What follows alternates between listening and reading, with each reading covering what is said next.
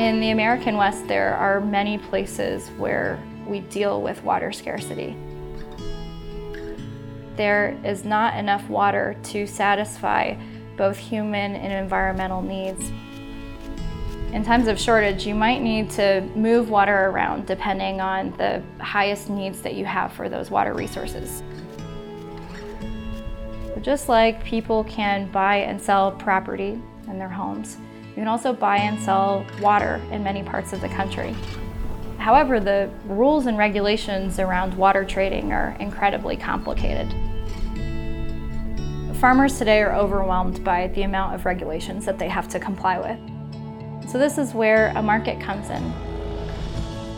We take these rules and regulations, put them into a computer algorithm, and then instead of spending hours and hours to manually go through these regulations, you can bring together many buyers and sellers all at once, and with the click of a button, see who matches with whom. Most of my customers don't have email addresses where they can. The work that I do at Mammoth Trading is the perfect combination of my skill sets. I'm a civil engineer and an agricultural economist by training, and those are unusual fields to have expertise in. I'm in this business that's high tech, and so we operate these smart markets and love to talk about computer algorithms and optimization. But then I'm working in rural America where life is just working at a different pace out there.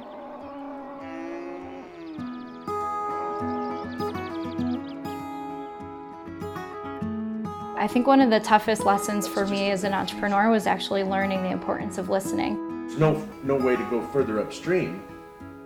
There was a huge learning curve for me.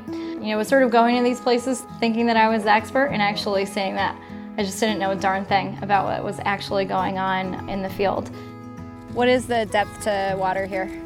Meeting with growers one-on-one, listening to the challenges that they face, and trying to identify how I could add value was the most important thing that I learned.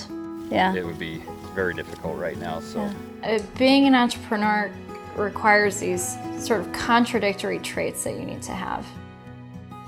You need to be both the expert in the room and the best listener in the room. You've got to have this sense of impatience and needing to get the job done now. And you have to be willing to go through the really difficult times because these things don't happen overnight. I think that there's also this large stigma around failure and that we're not supposed to fail, and that if somehow your business doesn't work or the particular product that you had envisioned didn't work, that you're a failure and that you're sort of the scourge of society. But I think that it's time that we be done with those kinds of stigmas. There's so much learning in failure, and that I've really learned to embrace it. There are lots of difficult and trying times building a company. It requires a lot of grit, a lot of endurance to get through it. There came a point in my life that I realized that I needed to be all in. I needed to put every ounce of my being into working at Mammoth Trading. It's so funny because I never wanted to be an entrepreneur. In fact, I would say that was the one thing I knew I didn't want to be when I grew up. Parents were self-employed, so they started a business when I was quite young, and I saw how difficult it was for them. They were always the last to be paid. They had to lay people off that they loved during really difficult times, and I saw how much they struggled with that.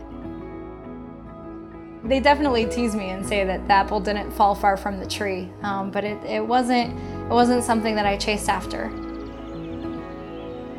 I was in the right place in the right time and found something that I was incredibly passionate about, something that I was good at, and something that I really enjoyed. I couldn't dream up a better job for myself.